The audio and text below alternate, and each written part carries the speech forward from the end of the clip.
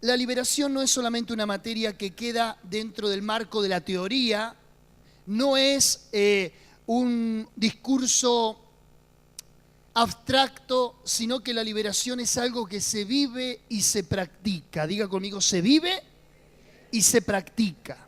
Dice el capítulo 8, verso 14 de Mateo.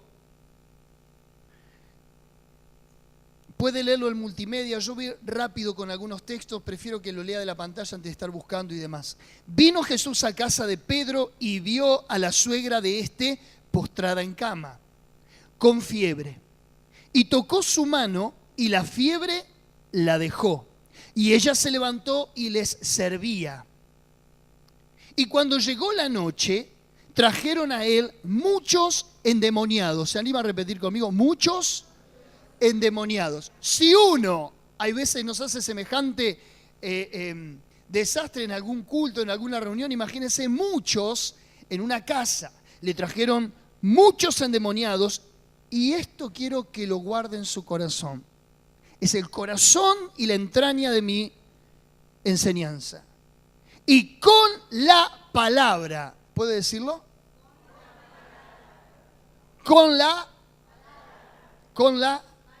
palabra echó fuera a los demonios y sanó a todos los enfermos. Y esto es lo que nosotros tenemos que entender de una vez por todas en la vida cristiana. Que no hay liberadores, que no hay exorcistas, que no existen esos que deambulan por ahí y dicen, sí, yo echo fuera demonios, yo reprendo a los demonios, yo hago guerra espiritual. Quiero decirle que está bien todo eso, está dentro del marco de la vida cristiana, está dentro de la doctrina de la iglesia, pero quiero decirle que los demonios se van con la palabra. En más de una oportunidad, mientras yo predicaba, hay gente, claro, usted no lo puede percibir porque está de ese lado, pero quienes estamos de este lado de aquí del púlpito y vemos todos los rostros, mire que te estoy viendo. Vemos quién bosteza, quién se queda dormido, quién cabecea, quién está con el celular, veo todo de acá. Cuidado.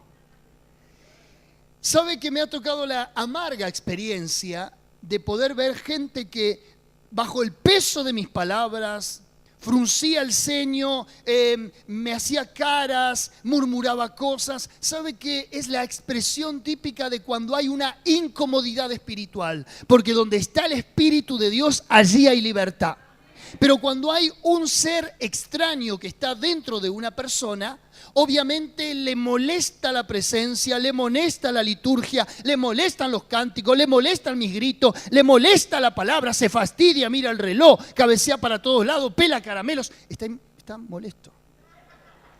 No quiero decirle con esto que usted no tenga que hacer nada y que tenga que estar estático mirándome, pero ¿me entiende lo que le digo, verdad? Hay gente que está muchas veces, y no digo que son de la congregación, sino gente que a veces viene de visita, amigos inconversos que traemos. Sabe que yo puedo leer la expresión y no se necesita demasiado discernimiento para saber cuando una persona está bajo un poder espiritual demoníaco. La persona bosteza y tantas otras gesticulaciones que a la lectura espiritual es una manifestación demoníaca. Recuerdo hace algún tiempo atrás, ya hace algunos años, cuando estaba yo aquí predicando la palabra, alguien se levantó y vino cuando terminó el culto y me dijo, pastor, no soporto sus palabras. Pegó la vuelta y se fue. Una de mis sugieres me dice, ay, la voy a agarrar. No, déjala, le digo. Yo tengo mis lugartenientes ahí. No, le digo, no le digas nada. No, pero le faltó respeto. No es ella. Es el que está con ella. Y al tiempo vimos cómo esa persona se bautizó, empezó a asistir a una célula, Dios la transformó. ¿Qué tuve que hacer yo? Nada. Porque así como Jesús con la palabra, diga conmigo, con la palabra, echó fuera a los demonios, así también la gente se va. Ahora, esto nos exime de tener que confrontar cuerpo a cuerpo con alguien para decirle en el nombre de Jesús, fuera de esta vida. No, eso también es parte de la praxis, es parte de la práctica. quiero que vaya conmigo rápidamente a Hechos, capítulo 16. Bueno, léalo en pantalla, es más fácil. Hechos, capítulo 16. Ahí vamos a ver al apóstol Pablo en plena acción.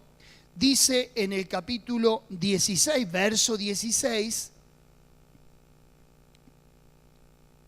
Aconteció que mientras íbamos a la oración, qué casualidad, iban a la oración.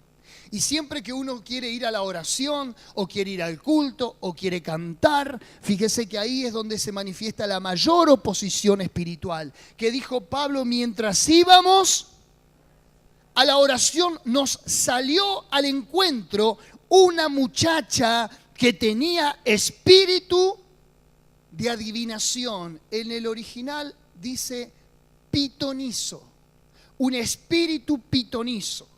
Es el antiguo espíritu que se manifestaba a través de las culebras o de las serpientes y que según la mitología y según el fetichismo de cada lugar era lo que infundía un espíritu de adivinación, o llamado por la nueva era el tercer ojo, o llamado por las religiones de Oriente el ojo de Horus, o llamado por la masonería también el tercer ojo. En otras palabras, la adivinación, la que en los rituales como por ejemplo el vudú, el catimbó, el Pablo Mayombe, la umbanda, la quimbanda, se lo llama como arrojar los bucios o los caracoles.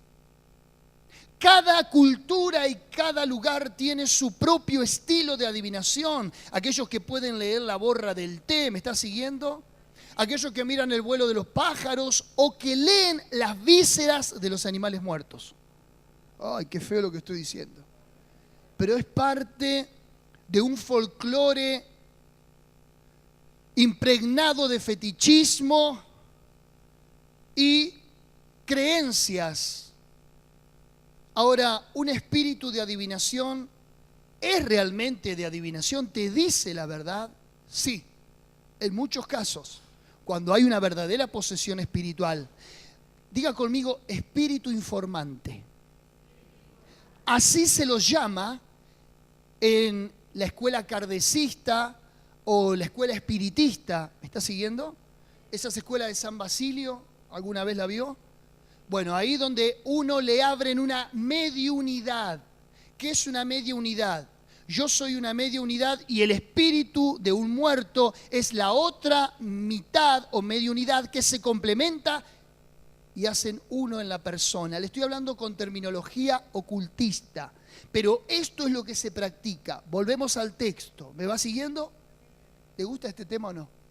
Bueno, voy más profundo entonces. Aconteció que mientras íbamos a la oración salió al encuentro una muchacha que tenía un espíritu de adivinación, la cual daba, escuche, gran ganancia a sus amos adivinando. Claro, como lo que esta muchacha decía era certero, era real, su adivinación era verídica, remunerativa, muy bien, ya se había hecho un negocio de esto, como es todo lo que tiene que ver con el ocultismo. Te hicieron un trabajo, ¿verdad? ¿Cuántos le dijeron alguna vez? Te hicieron una brujería, vení que yo te voy a ¿cómo se dice? Amarrar los caminos, vení que yo te voy a hacer un amarramiento, vení que te voy a hacer esto, una descarga y cuántas otras cosas más que escuchamos, ¿verdad que sí? Bien, esto se había tornado un negocio y Satanás operaba bajo un espíritu con esta muchacha. Pero dice el verso 17, esta, siguiendo a Pablo y a nosotros, daba voces diciendo, estos hombres son siervos del Dios Altísimo, quienes os anuncian el camino de salvación. ¿Estaba diciendo la verdad? Sí, estaba diciendo la verdad. Así como hay profetas que te pueden dar una palabra sobre tu vida y una descripción detallada de tu intimidad, también hay una imitación desde el mundo espiritual de maldad y hay espíritus informantes. ¿Sí? Mayormente en la cultura gitana, se le denomina ciganas o ciganos, opera este espíritu de adivinación, por eso es tan común que los gitanos puedan leer las manos y todas otras suertes de cosas ocultas. Ahora dice que esto le daba rédito, ganancia a quienes manejaban y manipulaban esta muchacha. Esta muchacha era una chica que por alguna razón o fue entregada a un dios o se crió y desarrolló su vida dentro de una cultura pagana y le enseñaron el arte de la adivinación. En otras cosas no le enseñaron nada. La hicieron incorporar una entidad, un espíritu que ahora trabajaba en ella. Y esto lo hacía por muchos días, verso 18. Mas, desagradando a Pablo, este se volvió y dijo al espíritu: te mando en el nombre de Jesucristo que salgas de ella. Y salió en aquella misma hora. Ve que era un espíritu. Ahora esta muchacha sin ese espíritu era una persona más común y corriente. Pero hasta este momento era una víctima que la palabra de Pablo la emancipó de esa influencia. Verso 19. Pero viendo sus amos que había salido la esperanza de su ganancia, prendieron a Pablo y a Silas y los trajeron al foro ante las autoridades y presentándolo ante los magistrados, dijeron: estos hombres, siendo judíos, alborotan nuestra ciudad y enseñan costumbre que no nos es lícito recibir ni hacer, pues somos romanos. Y se agolpó el pueblo contra ellos y los magistrados, rasgándole las ropas, ordenaron azotarles con vara. Terminaron presos, azotados y un final que después es un final feliz, pero mira lo que llevó a sacar un espíritu de una persona, que a su vez ese espíritu no estaba solamente en la chica, sino en quienes manejaban ese lucro espiritual. Y no solamente quienes eran sus amos, sino que toda la ciudad se levantó en contra de los siervos de Dios. Porque ahora, ¿a quién vamos a ir a consultar? ¿Quién nos va a decir el número que va a salir? ¿Quién nos va a decir cómo va a estar el pronóstico del tiempo, si las cosas van a ir bien o mal? Quiero decirle que ahora, hoy, sábado 27 de mayo, 20:35 de la noche, aquí a pocas cuadras hay multitudes de personas que se convocaron bajo el poder, bajo la potestad de un espíritu llamado Mailim. Y hay todo un lucro y hay todo un negocio de ventas y de viajes y de transportes y de hotelería y de hospedaje que se da en función a un ídolo. Esta gente estaba bajo un manto y bajo un velo de ceguera espiritual.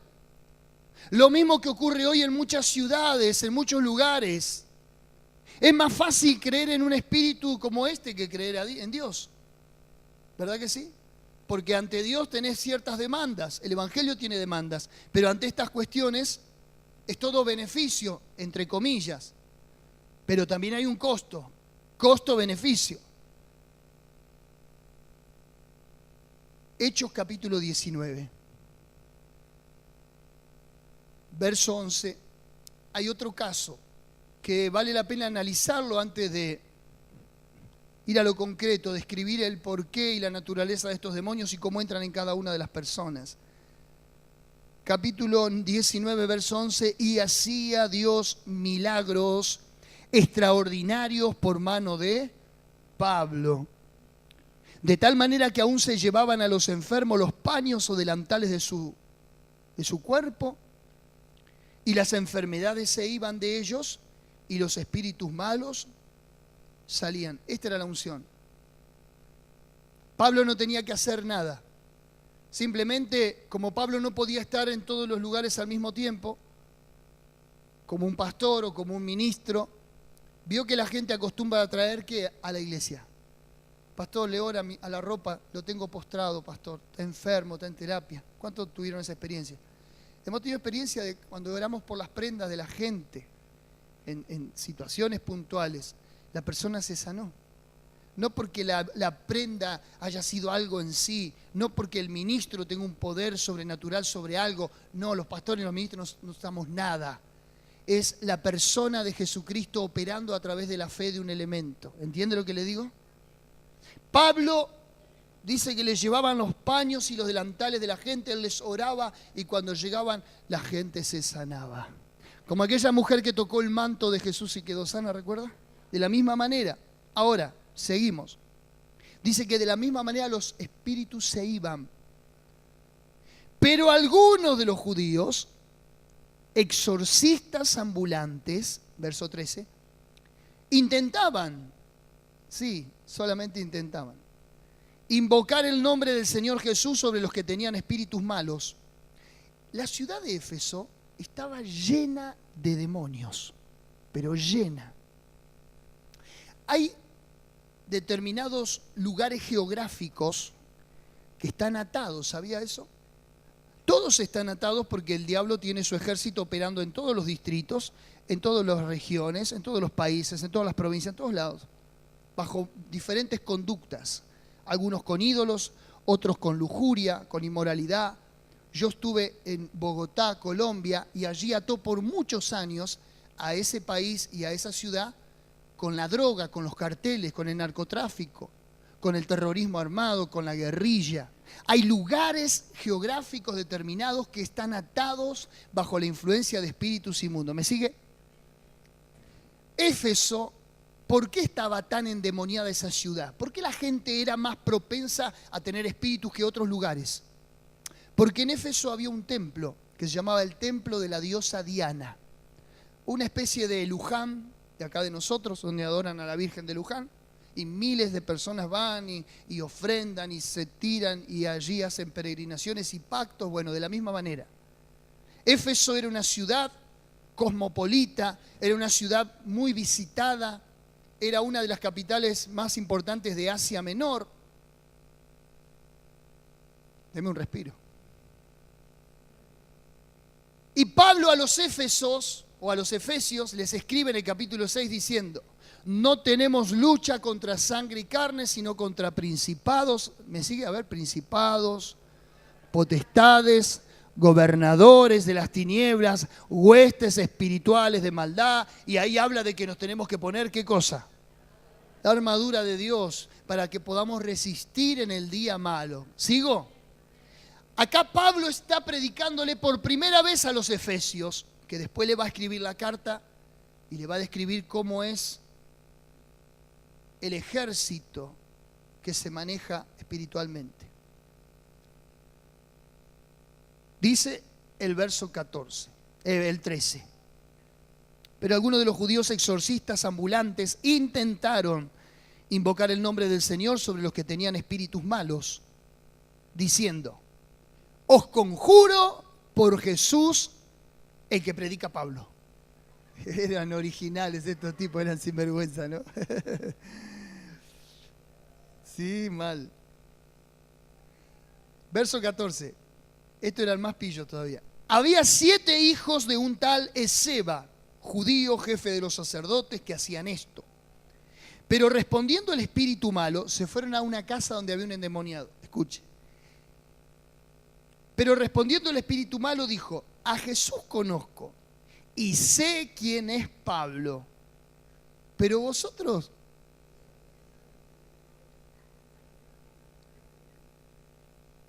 Porque para echar fuera un demonio, primero vos no tenés que tener demonios. Tu currículum, tu prontuario, tu veraz, tiene que estar limpio, ¿sí? Porque, como dijo Jesús, Satanás no puede echar fuera a Satanás. Porque una casa dividida no permanece y un reino, si está dividido, no puede permanecer. Entonces estos endemoniados dijeron: en el nombre del Jesús que predica Pablo. Sus credenciales no eran originales. Ellos no les estaban hablando desde un corazón sano, sino que estaban queriendo imitar o traer a lo mejor también un rédito, queriendo hacer a las personas liberación. ¿Sí? Ahora, note usted, dice el verso 16, y el hombre en quien estaba el espíritu malo, saltando sobre ellos y dominándolos, uno a todos, pudo más que ellos, de tal manera que huyeron de aquella casa desnudos, todos harapientos. Mire, yo una vez estaba haciendo liberación, estaba orando como hoy acá en el encuentro, y una chica se manifiesta, la traen adelante. Yo estaba con mi esposa, le estoy hablando de hace 20 años atrás por lo menos. Y yo tenía una corbata larga, floreada, en ese tiempo se usaban, los pentecostales éramos muy de usar corbata. ¿Sabe que la chica, ni bien me vio, me agarró de la corbata y me empezó a ahorcar? Y entre 4 hombres forzudos no la podían tener. Yo dije, ténganla. Lo que menos hicieron es tenerla. Se soltó, los miró a todos y dijo, vengan de a uno. Ese mismo día viene un nene de unos 5 o 6 años, Julito, chiquito que empezó a venir a la iglesia con sus papás, y con voz de hombre me dice, ¿quién sos vos? Todos nos quedamos asustados porque fueron nuestras primeras experiencias. Yo dije, esa no es la voz de un niño, de Julito. Julito cambió la voz tan rápido. Sí, usted se ríe, pero yo no dormí esa noche. Y mi esposa es testigo. Y esas fueron nuestras primeras experiencias con la liberación. La pregunta del millón, ¿puede entrar un espíritu en un niño? Siendo que los niños, dice el versículo de la Biblia, el reino de los cielos es de los niños. El que se haga como un niño, ¿sí?, podrá entrar. Pero en Marcos, capítulo 9, verso 20, Marcos 9, 20, lea las pantallas, por favor. Y se lo trajeron cuando el espíritu vio a Jesús, sacudió con violencia al muchacho. Diga conmigo, muchacho. Era un muchacho, quien cayendo a la tierra se revolcaba echando espumarajos.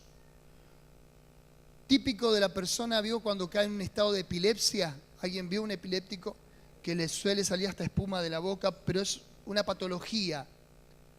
No quiero decir con esto que las personas que padecen de este trastorno estén endemoniados, pero es algo similar por lo que describe el texto. Verso 21, Jesús preguntó al Padre, ¿cuánto tiempo hace que le sucede esto? Y él dijo, desde niños. Y muchas veces le echan el fuego y en el agua para matarle. O sea que el espíritu no solo que lo hacía caer en convulsiones, sino que lo impelía y lo impulsaba a que se quite la vida. Lo hacía tirarse al agua, lo hacía querer caerse en el fuego. Cualquiera de nosotros tiene un instinto de autodefensa contra el mal, ¿verdad que sí? Mayormente las personas que están en este grado de posesión demoníaca se dañan a sí mismos, se cortan, buscan dañarse, buscan hacerse violencia a sí mismos. Recuerda ese juego que anda dando vuelta por las redes sociales. ¿Cómo?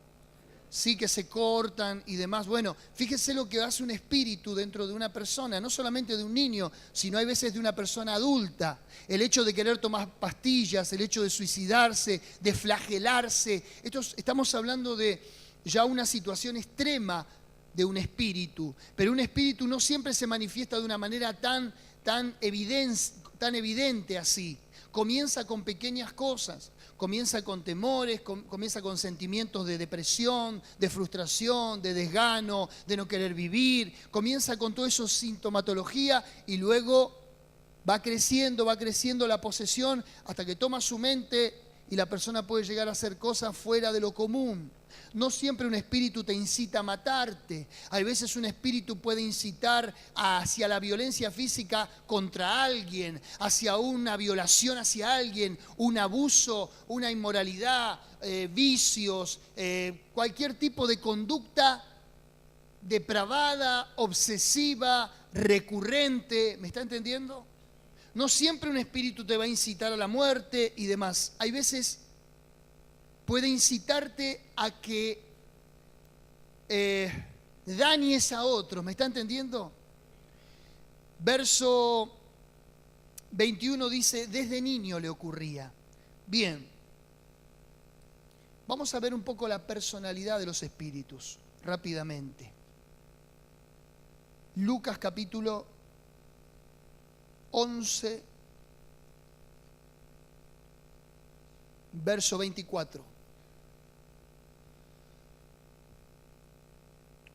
Aquí describe que son seres incorpóreos, son espíritus, seres incorpóreos. ¿Por qué incorpóreos? Porque no tienen cuerpo. Necesitan un cuerpo para manifestarse. Por eso que un espíritu no está detrás de un árbol.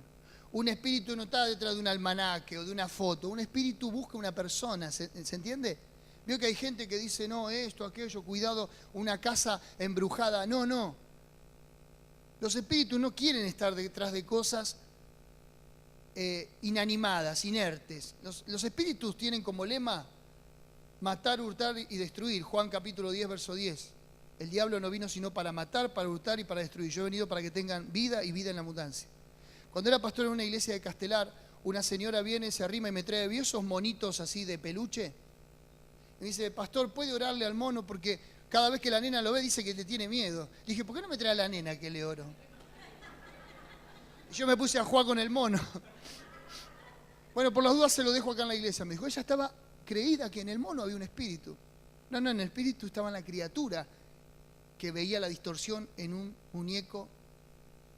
El mono se quedó conmigo en la oficina, nada no me hizo. Sí, lo tuve por muchos años, como testimonio. ¿Me está siguiendo? No, le digo porque a veces uno dice, no me ora esto porque me parece que esto es lo que... No. Si el diablo va a atacar, no va a atacar una bufanda, no va a atacar un peluche, te va a atacar a vos. Pensá. Verso 24, 11, 24. Cuando el espíritu inmundo sale del hombre, diga conmigo, sale del hombre, quiere decir que alguna vez entró. Ellos pueden entrar y pueden salir. Anda por lugares secos buscando reposo. Porque en un cuerpo hayan reposo. Porque un cuerpo que es una casa, una morada. Los espíritus cuando están fuera de un cuerpo son atormentados. Porque ellos fueron ángeles. Pero como son ángeles caídos, Dios les quitó su cuerpo y ahora andan deambulando, buscando dónde encontrar un cuerpo. Y no hallándolo dice, mire, habla el espíritu, dice, volveré a mi casa de donde salí.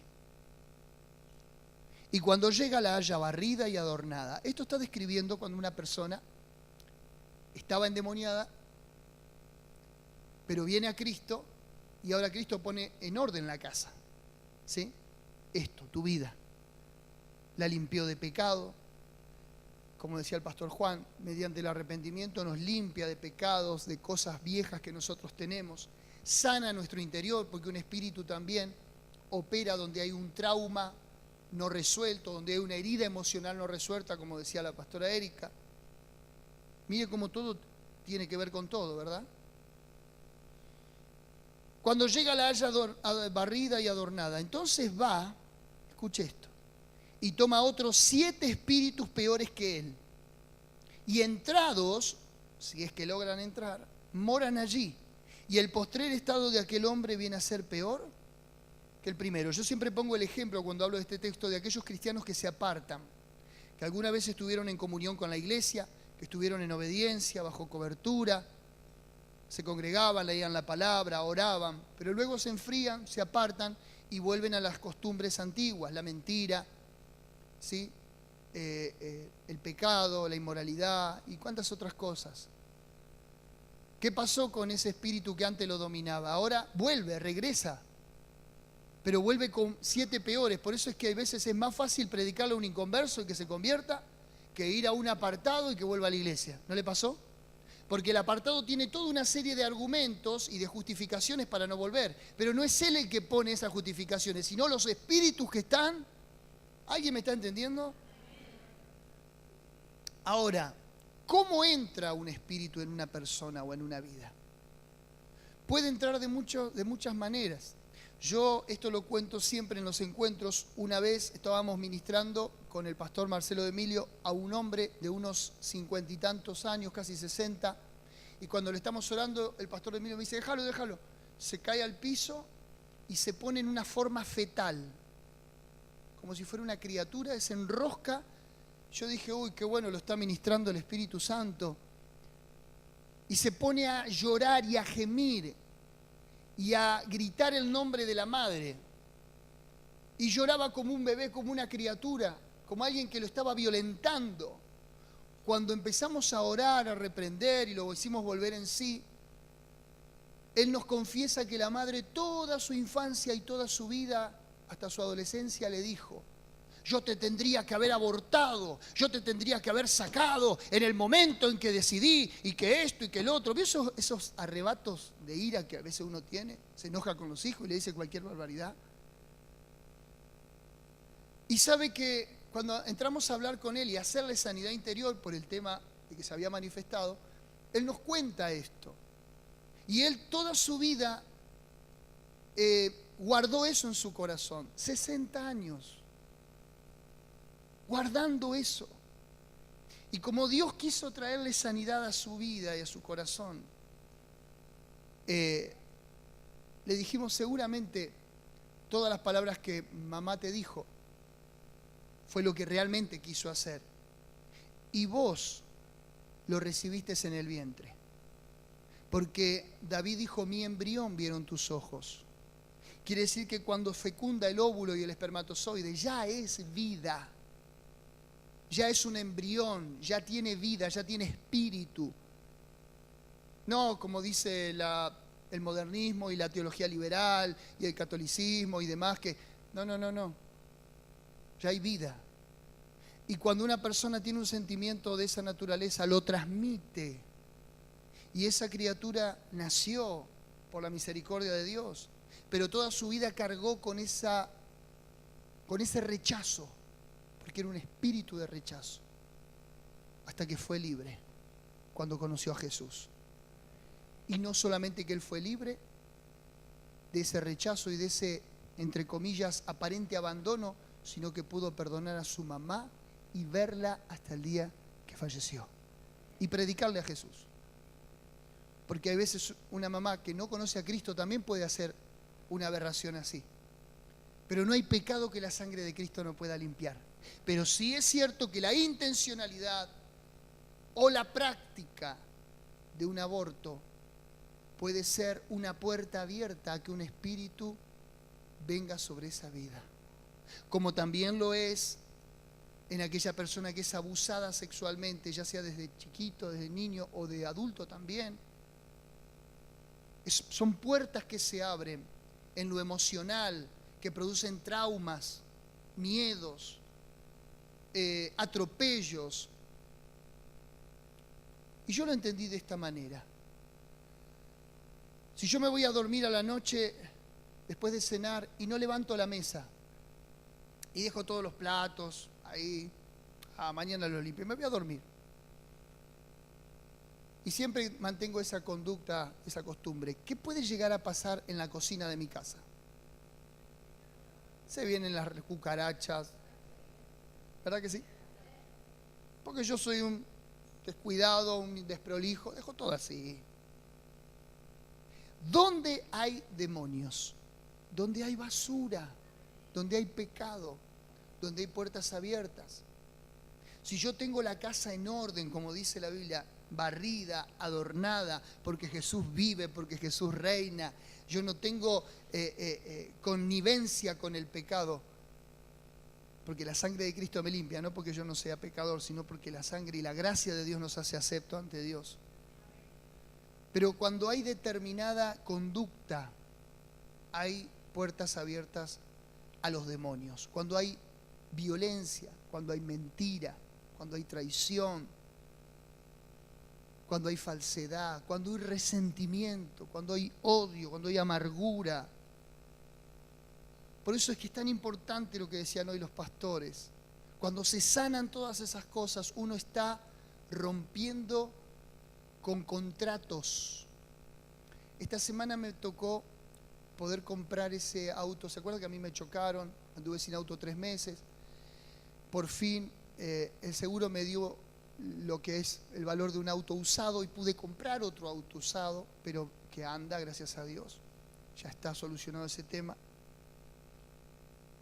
Pero la persona que la compré, hasta que no firmamos el 08, que es un documento en el que ella me está cediendo una propiedad del automotor, y hasta el momento en que no pusimos la firma ambos en ese documento, ella no se desligó del vehículo y yo no pasé a tenerlo como propiedad mía.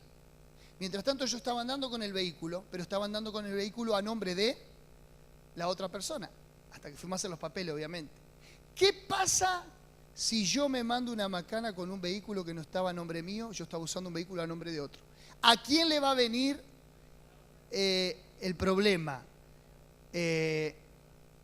Póngale que yo cometo un accidente, póngale que yo, no sé, hago algo malo con el auto. ¿A quién le van a pasar la factura? ¿Por qué a la otra persona? Porque está a nombre de la otra persona, porque todavía no hubo una transferencia hecha. Por tanto, ella, si no firmaba, no rompía esa legalidad y esa, ¿cómo se dice? Ese vínculo que tenía con el auto. ¿Se entiende lo que digo? Entienda que la hora mía es las 9 de la noche. No me pida demasiado ejercicio mental. Lo mismo es en el mundo espiritual. Hasta que vos no rompés con un contrato, hasta que vos no firmás ese 08 y te desvinculás de lo que hasta el momento te tenía atado o ligado, todo sigue viniendo a tu nombre. Los espíritus se siguen cobrando la factura. Esto es muy importante. Ahora, ¿qué lo hace a esto? La liberación, ¿qué la hace? Un pastor. Un pastor te puede ayudar, puede orar por vos, te puede guiar como lo estoy haciendo yo, a que vos renuncies a algo que sabés que está mal y que le da derecho legal a los demonios para que te ataquen, te opriman, te posean. El pastor hace eso nomás. La palabra es lo que te hace libre. Lo que te dije al principio, cómo Jesús echó los espíritus con la palabra. Hay veces yo ni siquiera tengo necesidad de orar, simplemente bajo la exposición de la predicación, vos podés quedar libre. Hay gente que no tiene que dar vuelta al ojo para atrás, ni echar espuma para ser libre de un demonio. Hay gente que puede ser libre de un espíritu normal. Se va sin avisar. O te avisó el espíritu, mirá que voy a entrar, prepárate que ahí voy. Y vos sentiste, tú, ahí entró. No, vos ni cuenta te diste. ¿Alguno se dio cuenta cuando entró un demonio? No, se dio cuenta después con la conducta. Bueno, de la misma manera un espíritu se puede ir de tu vida sin hacer espamento. ¿Por qué algunos cuando Jesús los reprendía más se manifestaban? Porque se resistían. No querían salir, no querían abandonar esa morada. Una vez estábamos con Erika liberando a una señora, y mire qué desgraciado que son los espíritus inmundos. Estábamos orando y orando por esta pobre mujer, y esto que voy a decir lo digo con mucho respeto, pero quiero que vea la intensidad con la que un espíritu a veces toma la vida de una persona. Entonces estábamos, te reprendo, te echo fuera, suelta esta vida, en el nombre de Jesús, no tenés más lugar en esta persona. Y la persona no podía orar. Le decíamos, renunciá a este pecado, renunciás, pedile la sangre de Cristo que te libere. Y la persona quería hablar y no podía. Y nosotros tratábamos de ayudarla porque estaba bajo convulsiones, era una cosa muy fea. Cuando la miramos, vemos un terrible charco donde ella estaba sentada. La persona vuelve en sí y le da vergüenza, le da pudor. Y le dijimos, tranquila, no tenga vergüenza de nosotros, que esto lo hace el espíritu inmundo para que vos te reprimas, te cohibas, te quieras ir de acá y cortemos la liberación. Así que con charco y todo seguimos hasta que esa persona quedó libre. Pero ¿me estás entendiendo lo que te digo? Un espíritu inmundo es capaz de hacer que una persona se vomite o se haga encima. ¿Por qué? Porque ¿cuál es las características de ellos? Denigrar a las personas. avergonzarlas, atarlas, tenerlas cautivas, bajo rencor, bajo depresión, bajo inmundicia. Es tan severo lo que te estoy diciendo, es tan importante. No se puede tener alianza con el pecado, porque teniendo alianza con el pecado te da, esta es la paga del pecado, es muerte. ¿Hay alguien ahí? No te va a pasar nada con usted. ¿Cuántos tienen a Cristo en su corazón?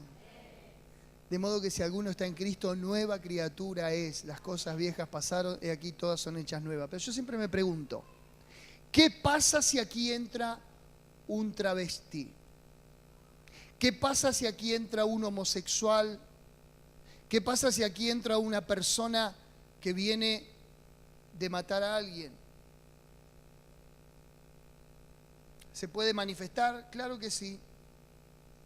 ¿Cuál es la reacción de la iglesia frente a esto?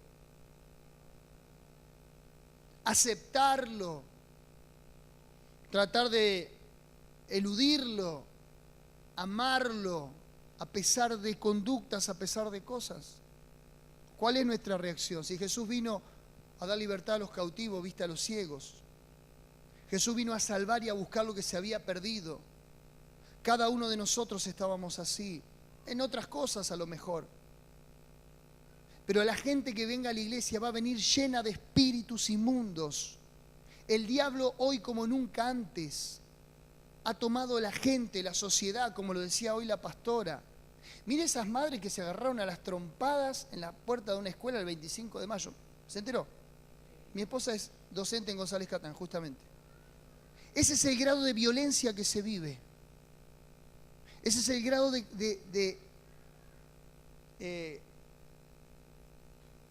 no hay respeto, no hay nada. ¿Sabe cómo se llama eso? Una sociedad, no solamente que perdió los valores, una sociedad que está cada vez más endemoniada. Capítulo 12 de Apocalipsis dice, ay de los moradores de la tierra, porque ha descendido Satanás contra ellos con gran ira, dice, sabiendo que tiene poco tiempo. Cada vez vamos a ver más cosas terribles en la sociedad. Como un joven que se inmola y no le importa ni siquiera su vida y mata a 22 personas o adolescentes en un recital. Ese es el grado de denigración que vive la sociedad, la humanidad que no tiene a Dios. ¿Me está entendiendo? Esto que estoy diciendo es muy serio. Por eso es que la iglesia necesita saber esto, que nuestra lucha no es contra carne y sangre, contra nosotros, sino contra estos poderes de las tinieblas. Y que tenemos que orar, leer la palabra, consagrarnos, buscar a Dios para poder repeler y hacerle frente a esta guerra espiritual. ¿Cuántos dicen amén? Y si hubiera algo en usted, sueños recurrentes que son pesadillas, recuerdos del pasado, heridas emocionales que no han sido sanadas, hay situaciones que usted dice, estoy perturbado con esto, no puedo vivir con esto. Hay que resolverlo, hay que afrontarlo. No hay que ser evasivo. O como decía la pastora hoy, tener esos mecanismos de defensa de echar la culpa o racionalizar y demás. No, hay que hacerse cargo, hay que romper ese contrato, hay que firmar ese 08 y dejar que no soy más el dueño de esto. Ni eso es más el dueño de mí.